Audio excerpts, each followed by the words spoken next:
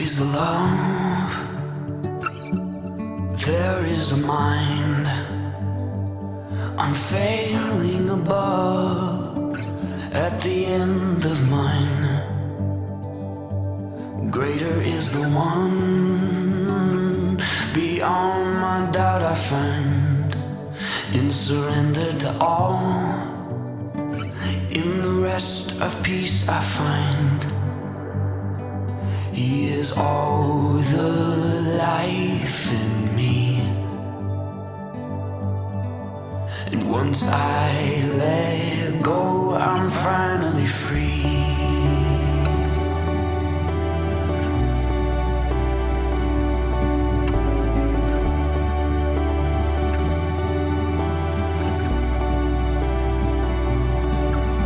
I'll take no thought for this life of mine. You thought of me first, these cares will stand in line.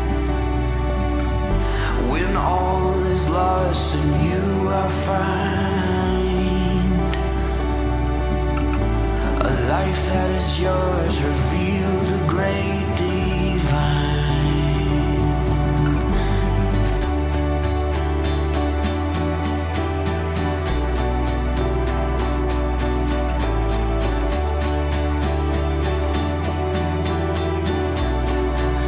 They said I could have it all, just follow their ways.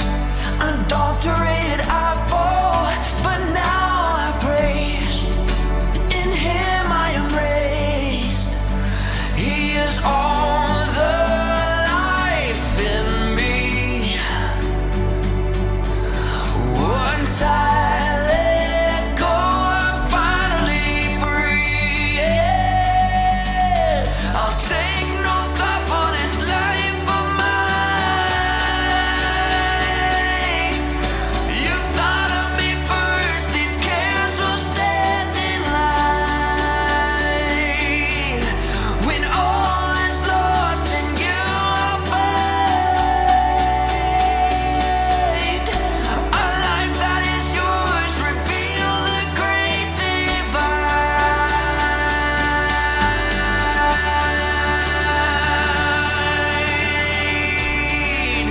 Reveal the great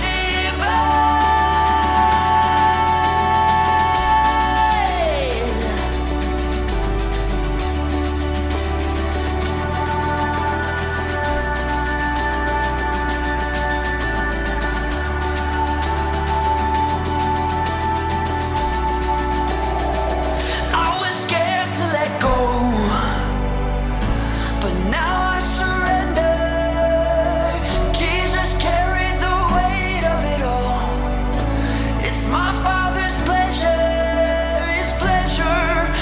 When darkness falls, I cast my fears, for you are my only truth, and you alone can move and make the way. For I am this perfect day.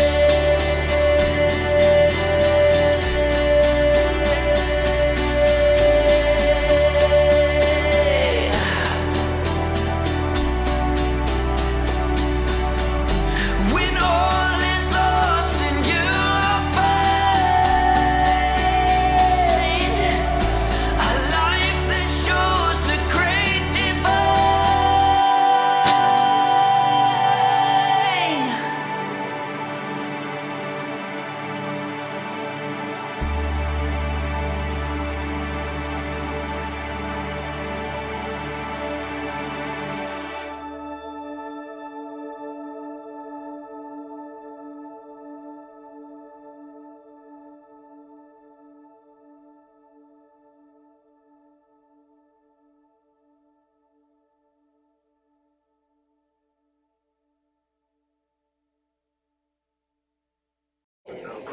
We're live.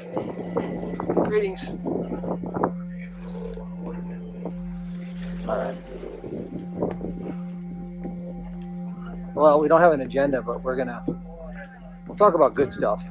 Kind of continuing in our series that we've been doing, and we probably will keep doing, regarding healing, lines of force, reversing, claims of error, stepping into a divine promise, holding on to it, things of that nature. Like, it's the nuts and bolts and the mechanics of doing the work, I'd say, right? I mean, Mary Baker Eddy would call it, or Christian Science, practice. It's the practice of what she's doing. There are some different ideas that we do kind of integrate with it. We're not trying to reinvent the wheel, but we do communicate it slightly differently. One of those ways is through F.L. Ross and how he described it as a line of force. You like that one? Yeah, I do like to think about it as a line of force. Yeah. So as an example, we can clarify that for you, because if you're just having a blank slate, like your mind is pure and blank, and something comes into your awareness, like, for example, in the external, something could happen externally, what you think is external. That's actually internal. Everything is in thought, and it is a line of force. So it's the human dream observed by the carnal mind through the five senses. That's a line of force. Now, if it's displeasing and there's no good report in it, what do you do with it? Get rid of it. How do you get rid of it? Thought. Opposite. Reverse it, right? Yeah. Reverse it to its spiritual truth. And you got to do it quick. You got to do it immediately.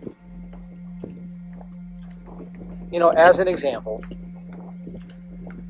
let's say, I had this happen to me yesterday through various times. I was like thinking in my mind, I'm so tired, I'm so exhausted. And I said, no, I'm not. Because that's a line of force trying to come at me and trying to present itself as me. It's not me. I said, no. I said, I'm from divine mind. It sustains like the whole universe, all the galaxies, everything in creation effortlessly. I'm not tired. You see, just reverse it and know the truth, right? And then we were reading the book Wartime Stories, and there was one particular story about a pilot that was flying, and he had to go through, a mountainous terrain, and they had to get up above. It's kind of like if you've seen the new movie Top Gun, where they have to get above this certain threshold, or else, and by pulling up, the plane could stall out. He had to do the same thing, but probably on a much smaller scale. But regardless, they had the fear that if they went down to drop off supplies, which is what they had to do, down to like 500 feet or something like that, that they would stall out and crash. But they reversed that thought instantly. And then they held on to the truth, the 91st Psalm, that he who abides in the secret place of the Most High shall come under the wings of the Almighty, right? And they held on to that truth the whole time. And they said it was the hardest challenge they ever had to do, because the world was trying to paint the picture that not only they had to do this once, they had to do it twice. They had to do this low-flying 500 feet drop-off maneuver, and at each time they had to do what would be, a high-risk maneuver to get over that mountain peak, or else they would crash, and that would be the end of them. But they did the same thing each time. Every time a negative thought would come, they would reverse it instantly and turn to whatever they were holding on to in truth, which was the 91st Psalm in this case. And both times were successful. Both times were successful. Another contributor of that writing said that he kept all of his men alive doing the same thing. We'll let these guys. Yeah.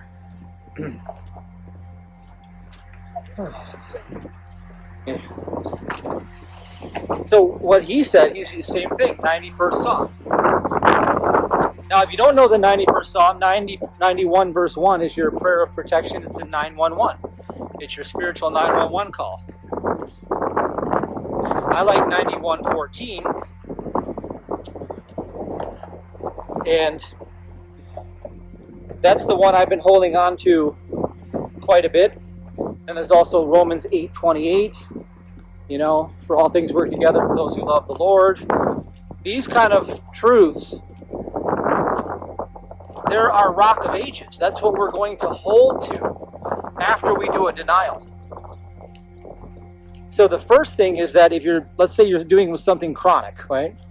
And you and I both understand about working through prayer with things that are seemingly persistent, which means we haven't quite progressed enough to discern what God is trying to show us, right? Yeah, fully break the illusion. Yep. For mine, for instance, fear not, for I am with thee. I'll say it 1,000,000 times throughout the day if I need to.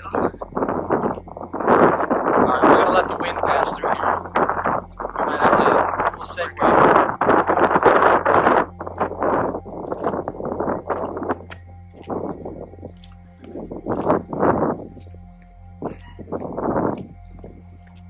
Alright, you can carry on with that thought. Just saying that if I have to repeat it, I don't care how many times, until whatever it is that it's presenting itself to me fades, dissipates, pops that bubble. That's what you hang on to. That is the main key. Yep. We'll go through the 3 threes. I've got the 3 threes I want to share with you. Let's cut over here and we'll maybe try to splice that wind out of here. Okay, the 3 threes. One of the threes is God is knowing nothing about it. He didn't create it, therefore you shouldn't fear it. That's one set of threes. For example, let's say, like in my case, you got a chronic thing with the body that keeps trying to mesmerize you asleep into its, temptation. It's impossible. That's my immediate denial. There's nothing but God. God doesn't know about it. He didn't create it, therefore I won't fear it. See that? And you just immediately cast that denial out there every single time, relentlessly. Pray without ceasing. If that suggestion keeps coming all day, then so be it. You just keep denying it and you keep clinging to whatever truth you're holding on to. A truth about God's allness, not about God and you. I'm not trying to improve you. We're trying to know about God's allness. That make sense? No. It is never you individually. Yep. You were never separated from God. Yep. So another set of 3 is no cause, no substance, no law. Okay, there's no cause for this since God didn't create it. It doesn't have any substance to act upon because matter is neither good nor bad because there is no matter. It's an illusion. And there's no law because it's coming from the lawless one, which is the outer external dream. So if it doesn't have cause, it doesn't have substance, it doesn't have law, it's nothing. And we see it as nothing. That's another set of 3. Now you've used that before. Yeah. Yep.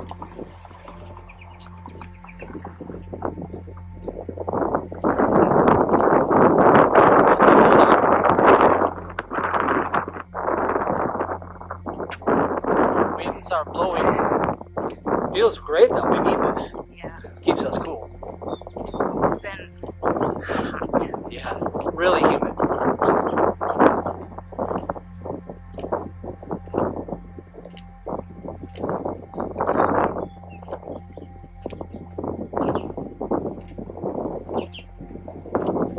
And the other 3 that I want to share with you is really simple. God is all. God is always good. And there's nothing but God. It's pretty simple, right? And what is God? What are the synonyms for God? If we know what the synonyms for God are, what we do is we contemplate what God sees in himself, not us. Because there is no us. God is life.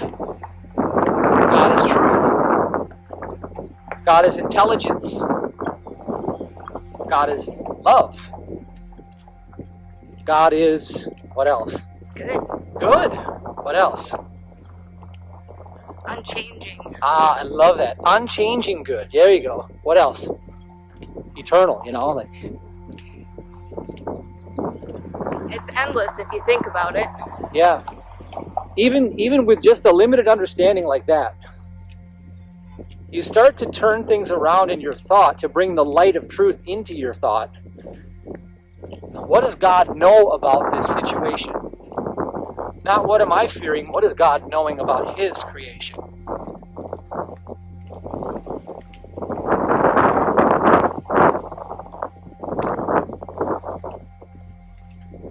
And to the uninitiated, this sounds just like, mental foolery, but it's not. This is knowing the truth. And knowing the truth is what sets you free. This one is beautiful. The other day I was talking with a mentor, and she simply, because fear comes, that's usually where it transpires from. And she told me, if God did not say it, it was never said. It's so simple, but so robust. Yep. I love that. And it spoke to you, it got through to you. It did. Because it was coming from someone who lived it. Someone who actually demonstrates that truth in their awareness consistently. And now here's the idea. If you begin to walk in these truths, I guess you could say, you get the experience of grace. And then when you begin to share, you're not sharing from headspace of, human knowledge. What happens is you're basically putting yourself as, I of myself can do nothing. I'm just telling you the truth about God. And then it has power back of it because you're getting yourself out of the way. Give it all back to God. And how do they say it? Resist intervening. Yeah. You can't add anything to God's creation. You can't take anything away from it. There's no overaction. There's no underaction. There's no hyperactivity. There's no underactivity. So we don't have to scurry around like chickens with our heads cut off to try to make ends meet either. As an example, I had, the first of the month comes around and then there's a lot of expenses that come in, just like everybody else. And I was going through the ministry and looking at where the monies have to go, and I thought, I'm like, we could use a little extra push. And I was getting a little bit to the point where I'm like, I can't do anything about it. It's not mine, it's yours, God. You deal with it. I reminded God, I'm like, we tithe, what are we worried about? I just had to get back into the picture, okay?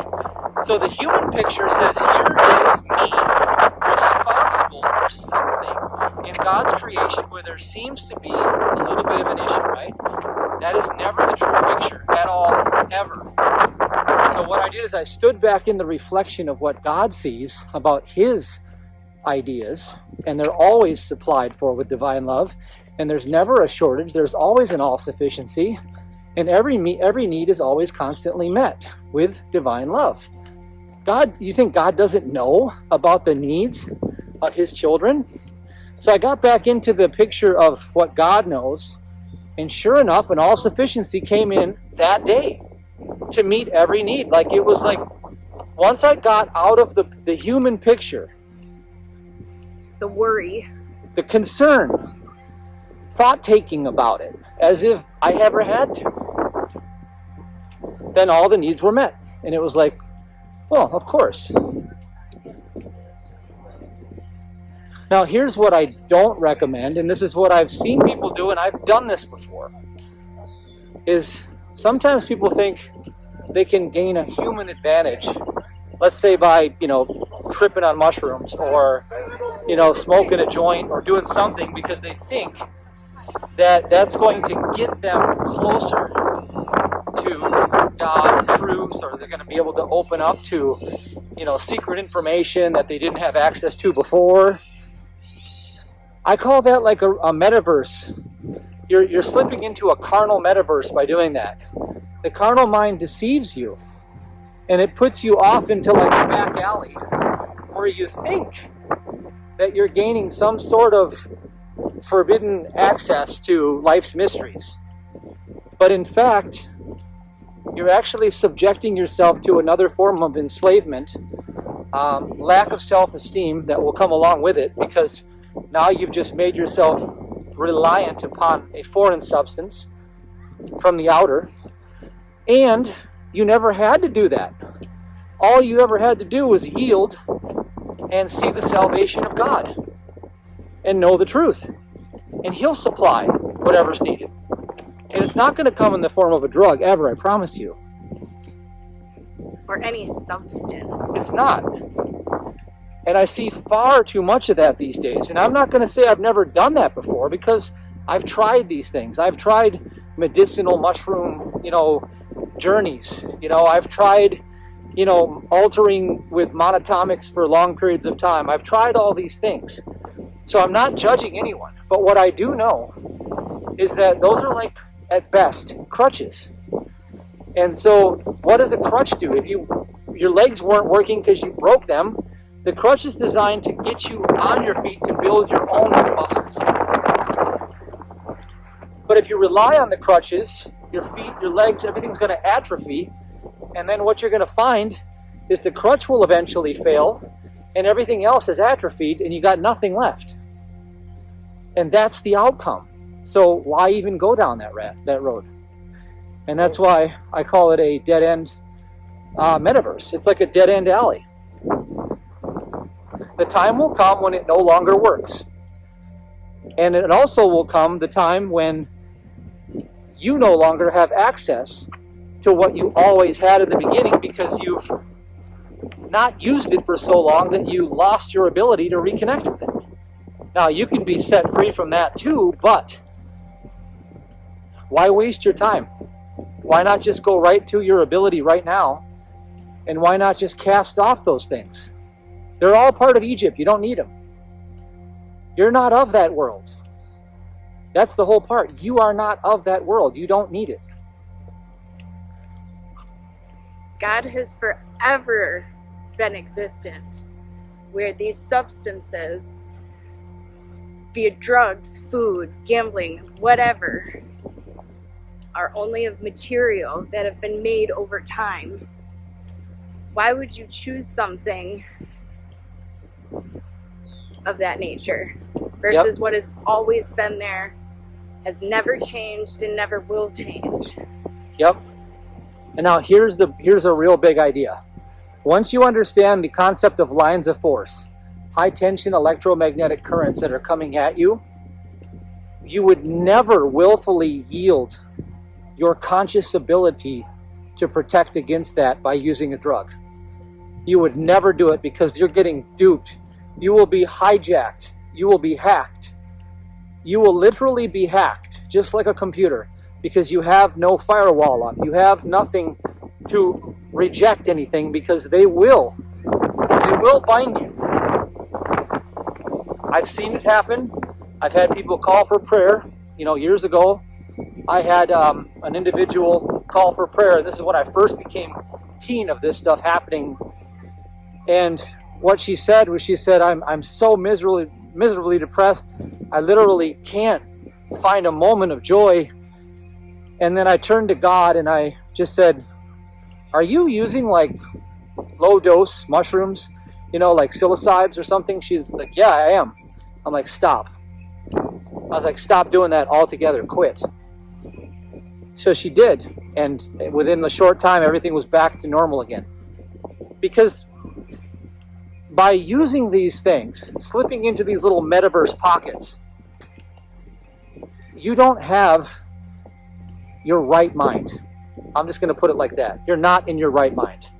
You think you're getting into some super mind, but you're not. You're in a foreign place, and you don't have your conscious capacity to call out to God in a pure essence anymore. which is what you need. You need to be meek because it's God that does all of it, not you. Humility is Yes. a big one in that. You Yes. know, a lot of people think of it as weakness. And I guess in a form it is Yep. weakness, but that's the key. Yep. It is not about you and your will and your wants and your desires of, you know, for me, for instance, when I struggled with my addictions over 8 years ago, the clarity of that truth after just stopping it all was like that light. Yes. That's exactly, to get rid of substance, you really start to grasp and learn what it truly is about. Yep. Not what you think it's about. Yep. And one of the things that is a real secret key for understanding why you'd want to do this is that there is no power of good and evil because there is no power of good and evil in matter. And we just heard Herb Fitch say that this morning on his latest, but that's the secret. So when you're reaching for a material God, like a false idol, you're saying, well, this plant is good. It's going to set me free. And by doing that, you entangle yourself in the pairing opposites. Because for everything that is good, it has an equal and opposite evil. And so what it brings to you is both. And with that said, as long as you're in the pairing opposites, you are forestalling the inevitable arising into the kingdom that you're seeking. The kingdom is beyond the pairing opposites. So you have to go beyond, you know, the medicinal mushroom trips and the ayahuasca journeys and, you know, smoking blunts or whatever you're doing to tap into an altered state, because at best, it's nothing but a crutch. And at worst, it binds you into a whole new level. Hey, I love dogs. They're just so awesome. I know. I just told Leora today, I said, I would rather just deal with dogs than people. I wish I could just live with a bunch of dogs, you know, and a couple people. Obviously, I want my family and loved ones, but if I had to deal with things on the regular, it'd be dogs. They're so easy to understand. And the unconditional love, that's the thing. The way that they love you, like the Mona loves me, the shepherd, my goodness.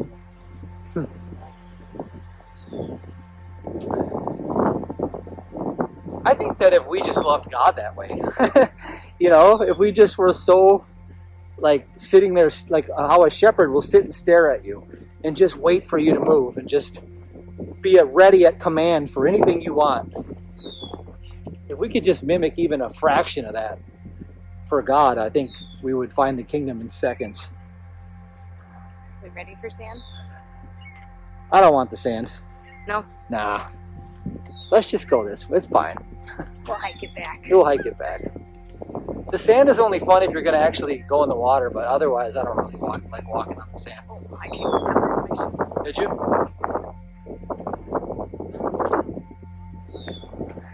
Okay, we're good.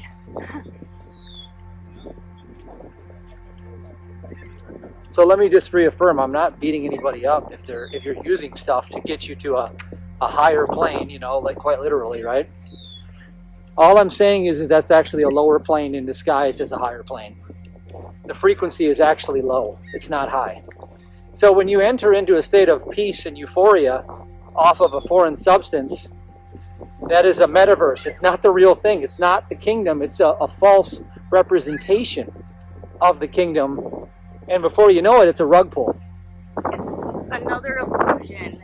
Yep. As if you were watching, you know, your favorite TV show, how you get into it. It's the same effect. It's not real. Yep. And then when you least expect it, they pull the rug, and all of a sudden you find yourself in hell. And you're like, wait a minute, I thought I was in heaven. Well, no. If you're going to have a false heaven, you're going to have a hell with it, because you're in the pairing opposites. So just marinate on that for a bit. I've seen far too much of it, and I've actually dabbled in it in the past, and I know from firsthand experience, I gave up all that stuff quite some time ago because of this reason. And I've never been actually better, honestly. It's been the best thing that I've ever done. All the monatomics, all the, taking a medicinal trip once in a while, all that stuff. I guess if you've never been exposed to anything before, and you're just totally asleep in the world, that might shake you into another reality enough if you did it like once or twice. But the problem is just like, when you go get drunk at a bar, you're like, I feel so good. Oh, I feel wonderful. This beer is great. Well, how does that end up? Job, spouse, income, life, Well, the very family. next day, you probably feel like crap. Well, yeah, you get your instant punishment for it, but you also get everybody else around you gets destroyed too. Yep. You're not only hurting yourself, Yep. it's others around you. Just as if you practice these truths, Yep. it affects everyone around you, but in a positive way. Exactly. And I've had 3 different people throughout the years that will incoherently message me, and I know they're on a substance, and it's coming from the realm of the demonic. And when you're sober, you see it plain as day. You're like, wow, this person is totally under demonic influence.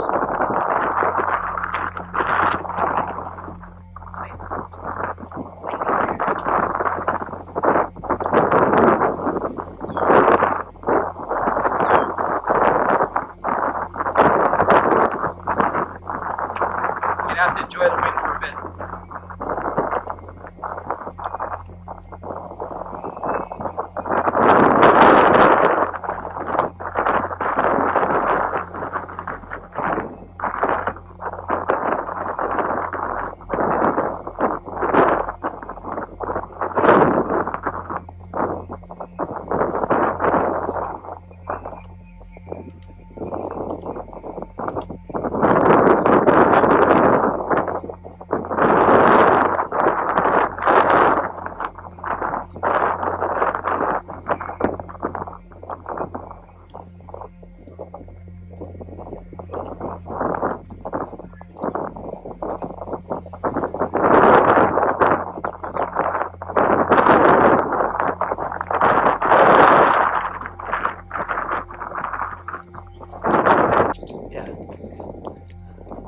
Back for session 2.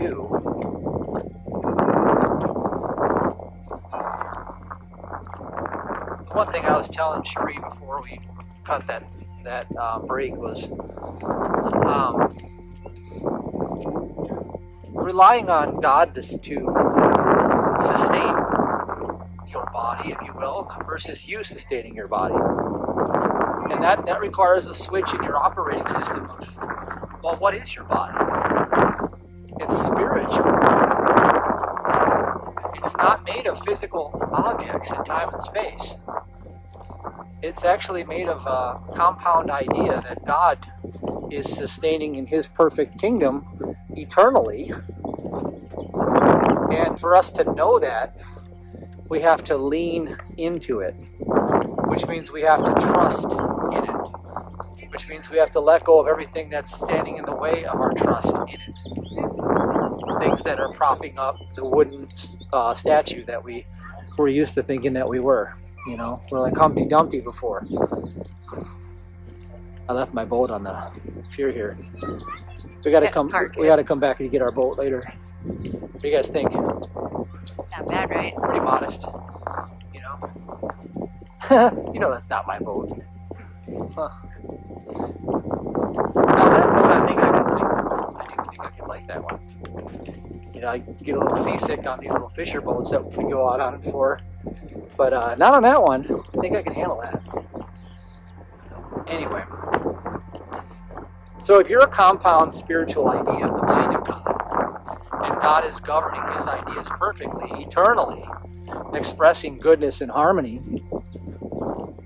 well, what is your job then? Like, do you have to still brush and bathe and do all these other things? I think you should, but you should do it to the least of your thought-taking abilities. You know, I mean, there's one thing about like, well, you know, it wouldn't be proper if I didn't put deodorant on today. But it's another thing if I'm staring in front of the mirror 2 hours while I'm working out, watching every vein pop out in my chest, right? That is where the pagan idea of a physical body really strengthened itself in the collective beehive mind, if you will. Was, you know, all of these the Pharisees and the old gods of Egypt, all of these old school human conceptions. The archetype is that the stronger you are and the more aesthetically pleasing and young and handsome, beautiful, that the more closer you are to divinity. And that's a false representation of God's creation altogether.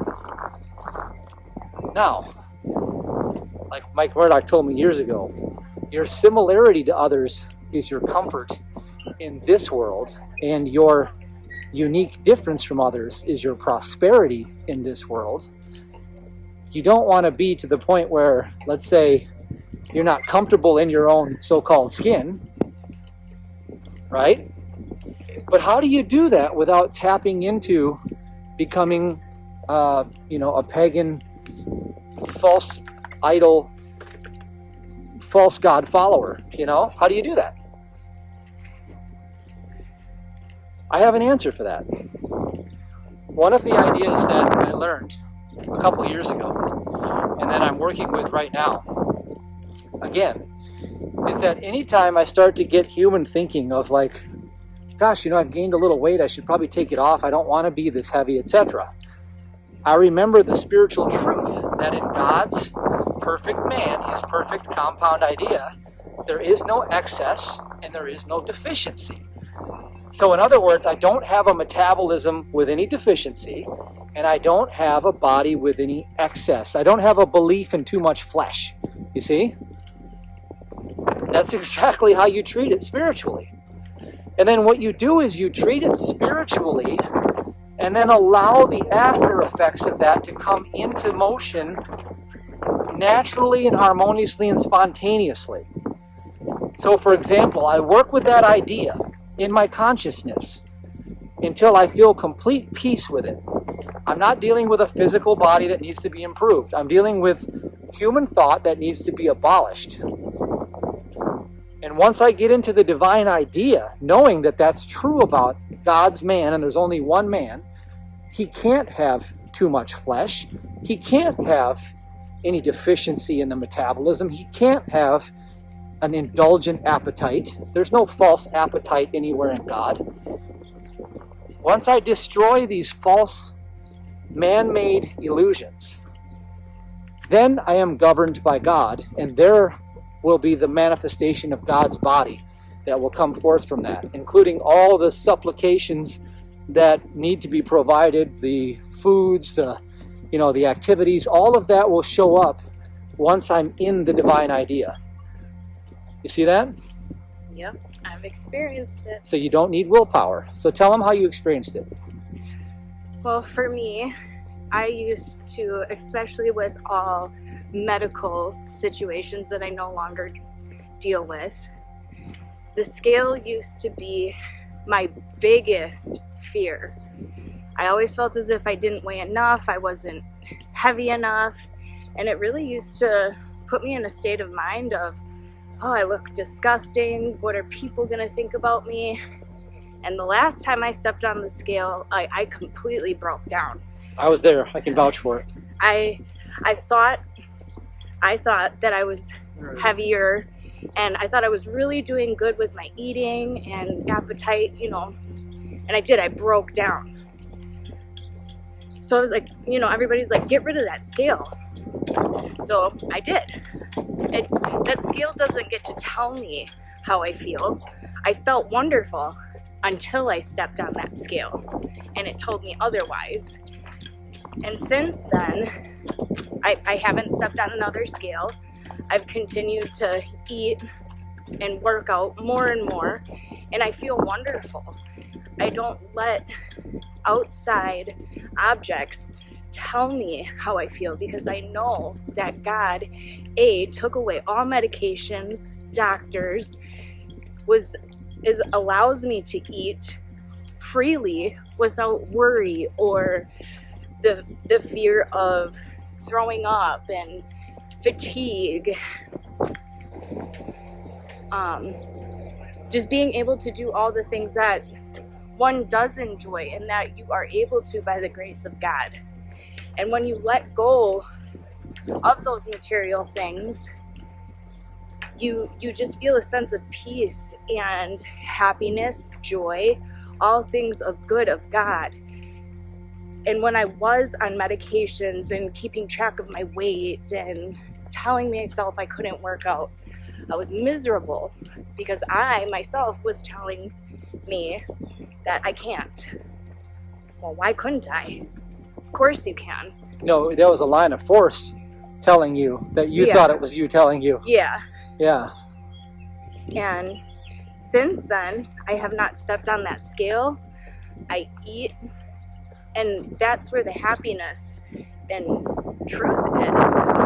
One is not meant to suffer in any way, shape, or form. Yeah. Just last year, I wouldn't have lasted 6 blocks. And now I'm able to enjoy life, what God has given me the ability to do and show through His reflection. I think that's the idea right there. Through His reflection is the ability to do. And once you put it into that framework in your mind, then you're seeing things correctly. And everything in the world sees it the other way around. They see it through human reflection. So they look in the mirror and they say, oh, that's disgusting, or oh, that's gorgeous, whatever. Those are both pairing opposites. Doesn't matter. Because the person that looks in the mirror and they say, oh my gosh, that six-pack is gorgeous, my body is on point, they're only just about one fall away, one accident away from having a disgusting body, according to their thought, right? And the one who looks in the mirror and they see themselves as morbidly obese or whatever, well, for them, they seem like they're light years away. Like how could I ever possibly break the illusion of this? Like, how could I possibly have a body that I could love? And the key is because you don't love the flesh at all. You begin to love the spiritual reflection that you are of God, and know that there's no deficiency, no excess, no indulgence, no false appetite, no underweight position, right? Every spiritual idea is perfect. It doesn't have any deficiency of any good. Love the vessel that God gave you. And that's not a physical body. He gave you the idea of Himself as your life. And so look right past the illusion to the spiritual truth and hold on to it for dear life until it begins to govern you according to itself. And then you'll see dramatic changes. If they need to be taking place, they'll happen not because of you, but because of God. Naturally. In the way that is bringing about no side effects. They won't bring about the polar pairing opposites. For example, you need to lose 100 pounds, so you lose 30 pounds and you gain 50 back. Well, that's no real progress at all, if you ask me. And that's the human way that most people have to endure. Have I done that? Of course I have. I think everybody has tried human ways of doing things. The unintended consequences that come from doing things humanly are not worth it. So it's best just to yield in the beginning and just say, you know what, maybe I'm not going to be the the hare in this race. I'll be the tortoise, but I'll definitely finish strong because I'm going to start on the right foot, and I'm going to let God bring it home to His reflection, and that way I don't have to have the the bottom fall out at the end. So for me, I'm 5'4", and I have been 95 pounds. I've been 155 pounds. And at both times, I have equally loved myself.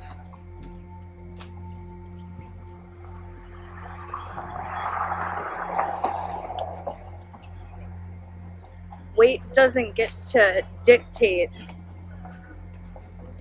how you feel. Yep. That's not how God designed you. Yeah. And I've been working that in my own consciousness again too, because there are seasons in life, like I said, when I start to feel like things are a little out of balance. I've been liking my sweets a little bit much. I've been having lots of ice cream and burgers and donuts, and because I'm just enjoying it a little too much, right? Well, then I got to say, okay, there's no false appetite in God. There's no excess anywhere in His creation, and there's no deficiency, so there's nothing causing me to have to constantly crib or to go snack or anything like that. And I don't require crutches to stand on for this. I just have to be still and know the truth and hold on to it in my true spiritual identity until I become completely governed by that idea, and everything will be adjusted accordingly. God's law of adjustment will take hold of this idea as long as I stay out of the way and don't do any human intervention whatsoever, and He will adjust things according to His perfection, not mine, not my idea of it. Because my idea of it will cause me to go off and create side effects. Right off the deep and I end. don't want to do that. And neither should anybody, because it's a waste of time then and energy. It's just like doing the drugs and trying to find God. It's the same thing over and over again.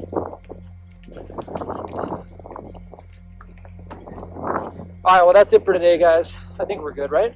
That's a good one. Just a little pep talk, whatever. Hope you got something great from this. Share the news below. Share the news, share your victories, and we'll see you on the next transmission.